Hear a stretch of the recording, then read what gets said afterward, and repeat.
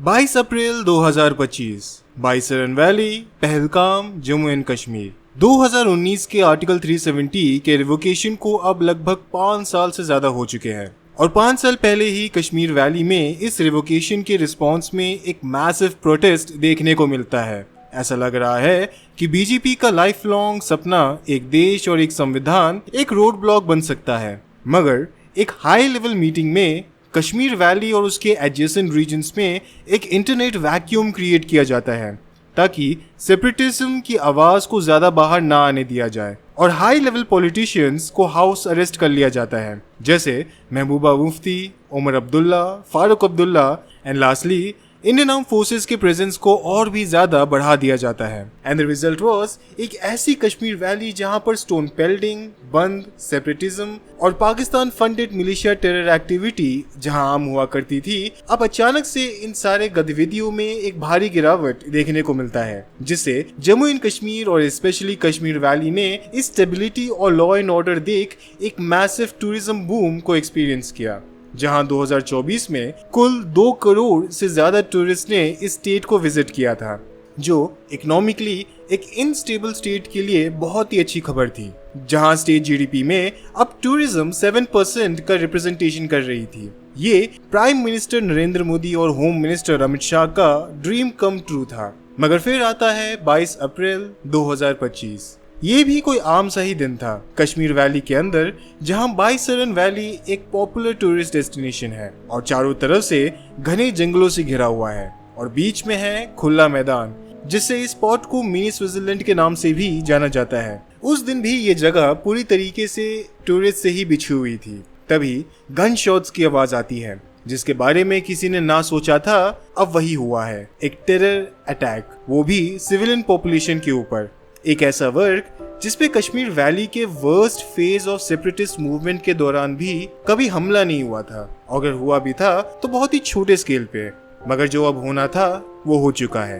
Chaos के छिटने के बाद पता चलता है द टोल ऑफ कैजुअलिटीज, 26 लोग मारे जाते हैं। आगे आने वाले समय में ये पता चलता है कि क्यों ये attack one of the most brutal attacks था पूरे कश्मीर वैली के अंदर, क्योंकि जहां पर टेररिस्ट इन जनरल अंधाधुंध आम आबादी पर गोलियां चला देती है, वहीं यहाँ पर वही सेम काम धर्म पूछकर किया जा रहा था, जहां टेररिस्ट ने गोली मारने से पहले हर एक इंसान से पूछा कि आखिर तुम्हारा धर्म क्या है। जैसे ही रिस्पॉन्स नॉन मुस्लिम पे आया, इमीडिएटली उस व्यक्ति को शूट कर दिया गया। ऑफ कोर्स टेररिस्ट का ये मोटिव देश में बैठे रेडिकल एलिमेंट्स को भड़काना था और देश में एक अशांति फैलाना भी था, मगर ये भी पता चलता है कि ये आतंकवादी और कहीं से नहीं बल्कि पाकिस्तान से ही आए थे और ये अटैक्स की रिस्पॉन्सिबिलिटी एक relatively new group the resistance front लेती है। ये एक ऐसा ग्रुप है जिसका फॉर्मेशन 2019 के आर्टिकल 370 के रिवोकेशन के बाद हुआ था, मगर ये सिर्फ एक पीआर स्टंट है, क्योंकि इस ऑर्गेनाइजेशन के दार पाकिस्तान में बैठे लश्कर तोयबा से लिंक्ड है, जिसका सरगना हाफिज सईद है, जो मास्टरमाइंड था 26/11/2008 के मुंबई अटैक्स के पीछे। वीडियो पे आगे जाने से पहले मेरी एक छोटी सी विनती है आप सभी से, अगर आपको मेरे वीडियो और उसका कंटेंट पसंद है या अभी ये वीडियो थोड़ा सा भी आपको पसंद आ रहा है, तो प्लीज ये 3 चीजें जरूर करें। पहला, इस वीडियो को लाइक करें। दूसरा, ये चैनल को सब्सक्राइब करें और बेल नोटिफिकेशन को एक्टिवेट करें। और तीसरा, इस वीडियो और चैनल के बारे में अपने किसी भी खासम खास के साथ शेयर जरूर करें। और आपका ये सारा सपोर्ट करने के लिए दिल से धन्यवाद। अब वीडियो पे वापस आते हुए, अब एक वैलिड सवाल दिमाग में जरूर आता है कि आखिर इस्लामाबाद टेरर ग्रुप्स को सपोर्ट करती ही क्यों है, उसके साथ ही साथ इतने मैसिव लेवल पे। आफ्टर ऑल ऐसा तो बिल्कुल नहीं है कि पाकिस्तान के लोगों ने इस गंदगी को आखिर ना झेला हो। इसका सबसे बेस्ट एग्जाम्पल होगा पेशावर स्कूल मैसेकर, जो 2014 में हुआ था। और अगर इन इस्लाम के नाम पर मासूमों को मारना को इग्नोर भी किया जाए, तब भी इन टेरर अटैक्स का कोई प्रोडक्टिव रिजल्ट आज तक निकल के नहीं आया है। जैसे पहलगाम टेरर अटैक्स के बाद इंडियन रिस्पॉन्स आना मैंडेटरी था और आया भी in the form of operation Sindoor, मगर जो रिस्पॉन्स आया शायद पाकिस्तान उसके लिए बिल्कुल भी तैयार नहीं था, क्योंकि लास्ट 2 टाइम्स न्यू दिल्ली ने सर्जिकल ऑपरेशंस पीओके में ही परफॉर्म किए थे, जो एक डिस्प्यूटेड रीजन है, मगर इस बार इंडियन एयरफोर्स के एयर स्ट्राइक्स ने पाकिस्तान प्रॉपर में भी डैमेज पहुंचाया है। जहां टोटल 9 लोकेशंस को चूज किया गया था जो टेरर लॉन्च पैड्स है, और इनमें से भी सबसे सिग्निफिकेंट एयर स्ट्राइक था बहावलपुर के ऊपर। ये हेडक्वार्टर्स है मौलाना मसूद अजहर लेड जैश-ए-मोहम्मद का, और इस एयर स्ट्राइक में मसूद अजहर के 13 फैमिली मेंबर्स मारे गए थे, और इन टोटल 100 से ज्यादा रेडिकल्स एंड टेररिस्ट की डेथ कंफर्म की जा चुकी है, जिससे यह हमला इस्लामाबाद और उससे भी ज्यादा रावलपिंडी के लिए एम्बैरेसिंग था, क्योंकि टेरर कैंप्स का ना होना ही इस्लामाबाद की सबसे बड़ी पॉलिसी थी। ऑफ कोर्स ऑपरेशन सिंदूर के बाद इस्लामाबाद ने आर्टिलरी फायरिंग स्टार्ट कर दी। इसके रिस्पांस में फिर न्यू दिल्ली ने लाहौर के एयर डिफेंस पे अटैक कर दिया, जिसके रिस्पांस में इस्लामाबाद ने drone and missile strike conduct की on cities like Jammu, Pathankot and Amritsar, और इसके रिस्पांस में नई दिल्ली ने भी मिसाइल स्ट्राइक्स की रफीकी, मुरीद, चकलाला, रहीम यार खान, सुक्कुर, चुनैन,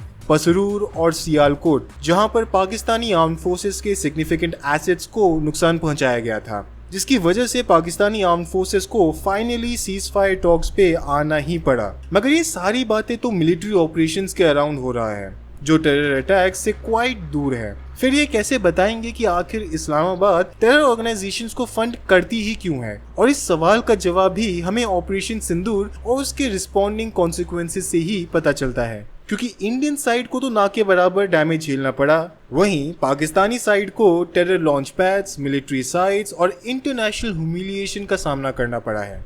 और इन सारी चीजों का मतलब सिर्फ और सिर्फ एक है, Pakistan armed forces can never win a conventional war against Indian armed forces, और ये रियलिटी 1980 से ही रहा है, जहां इंडियन आर्म्ड फोर्सेस का डिफेंस बजट पाकिस्तान के आर्म्ड फोर्सेस से ज्यादा रहा है, और आज ये डिफरेंस 6 टाइम्स का है। और 1999 के कारगिल वॉर ने इस रियलिटी को और भी ज्यादा उजागर कर दिया था, जिसके बाद से ही पाकिस्तान ने वही टूल का इस्तेमाल किया जो उसने सोवियत यूनियन के अगेंस्ट किया था, इस्लामिक टेरर ग्रुप्स, जिनका सपोर्ट भी पाकिस्तान ने 1980 से ही किया है। और geopolitically it makes a lot of sense, because Kashmir Pakistan के लिए हमेशा से एक इम्पोर्टेंट रीजन रहा है, सिर्फ रिलीजियस इंपॉर्टेंस के लिए ही नहीं, बल्कि इंडस रिवर की वजह से भी, जो पूरे पाकिस्तान के लिए एक लाइफलाइन का काम करती है, जिस पर पाकिस्तान की जिंदगी और उसकी इकोनॉमी दोनों टिकी हुई है। अब पाकिस्तान 20 सालों से इकोनॉमिकली वीकर पोजीशन में रहा है। किसी भी स्वरूप में इंडिया को इस रीजन में चैलेंज करना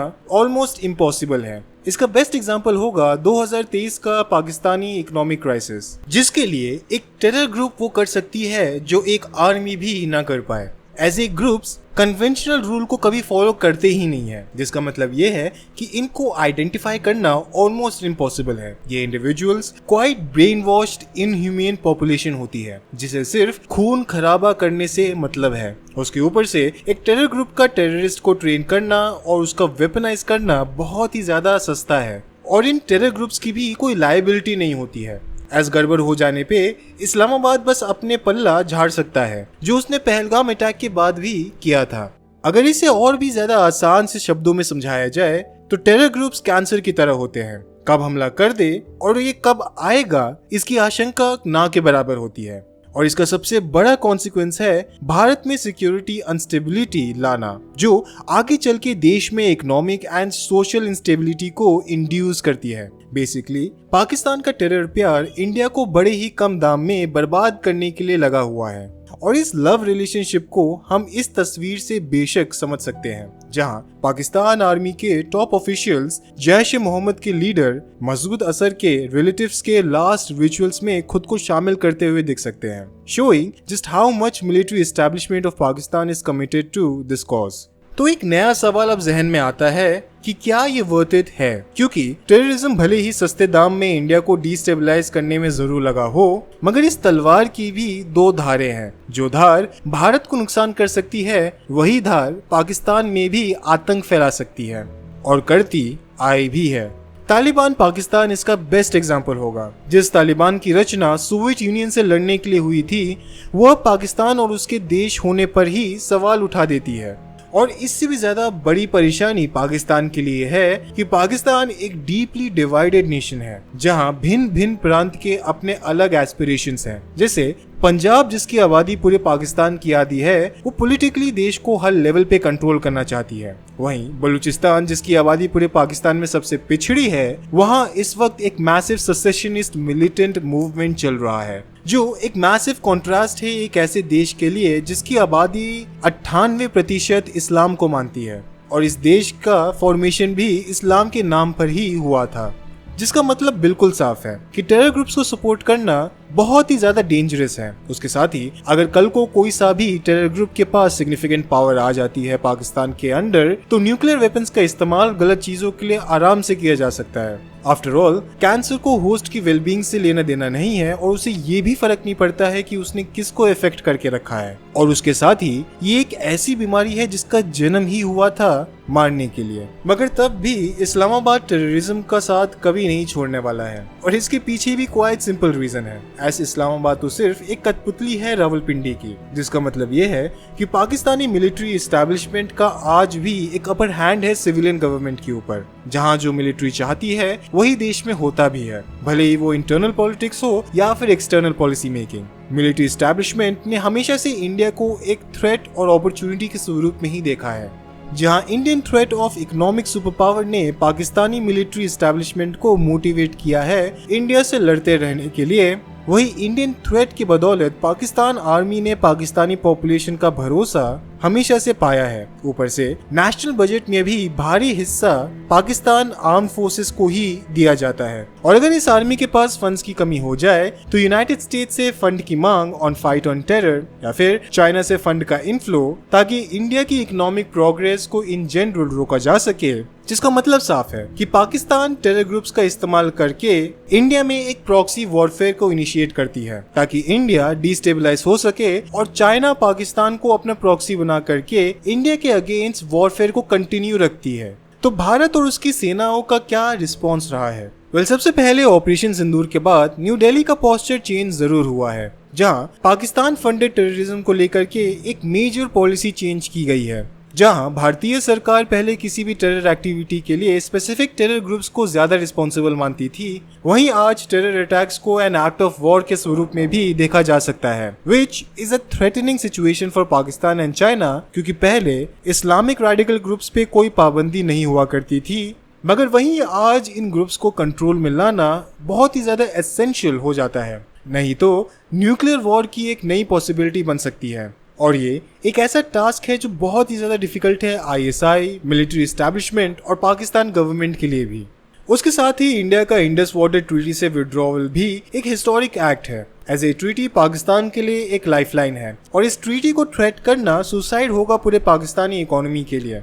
ये इंडस वाटर ट्रीटी एक ऐसी ट्रीटी है जिसने 3 वॉर्स को झेला है, 1965, 1971 एंड 1999 कारगिल वॉर, और इन सारे वॉर्स के बावजूद इस ट्रीटी के साथ कभी भी छेड़छाड़ नहीं की गई है। मगर आज इंडिया की इकोनॉमिक पावर पूरे साउथ एशिया में अनमैच्ड है, जिसके लिए इंडिया वो सारे स्टेप्स भी ले पा रहा है जो पहले इम्पॉसिबल लगता था। अब एक नया सवाल जहन में आता है कि क्या ये काफी है, क्योंकि रिस्पॉन्स देना एक बात है लेकिन उसका क्वांटिफाइबल रिजल्ट आना दूसरी। बिकॉज इंडिया का इस जियोपॉलिटिकल स्ट्रगल में Pakistan is not the main enemy है, मगर उसका एवरग्रीन एलाई चाइना है, जिसकी इकोनॉमिक पावर पूरे एशिया को डोमिनेट करती है। और चाहे हमें पसंद आए या ना आए, China is bound to have even bigger impact on India, क्योंकि पहलगाम अटैक्स में जहां टेररिस्ट पाकिस्तान से आए थे, वहीं पर नेटवर्किंग के लिए चाइनीज डिवाइसेस का इस्तेमाल किया गया था। पाकिस्तान एयरफोर्स में फाइटर जेट JF-17 थंडर, जो एक जॉइंटली डेवलप्ड फाइटर जेट है पाकिस्तान एरोनॉटिकल कॉम्प्लेक्स और चेंडू एयरक्राफ्ट कॉर्पोरेशन,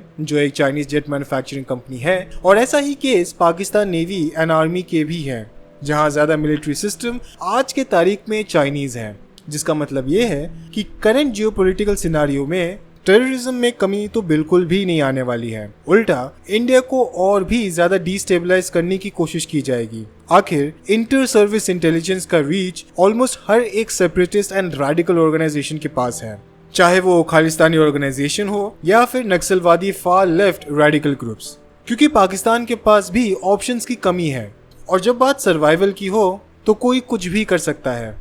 जिसके लिए इंडिया को तैयार रहना होगा।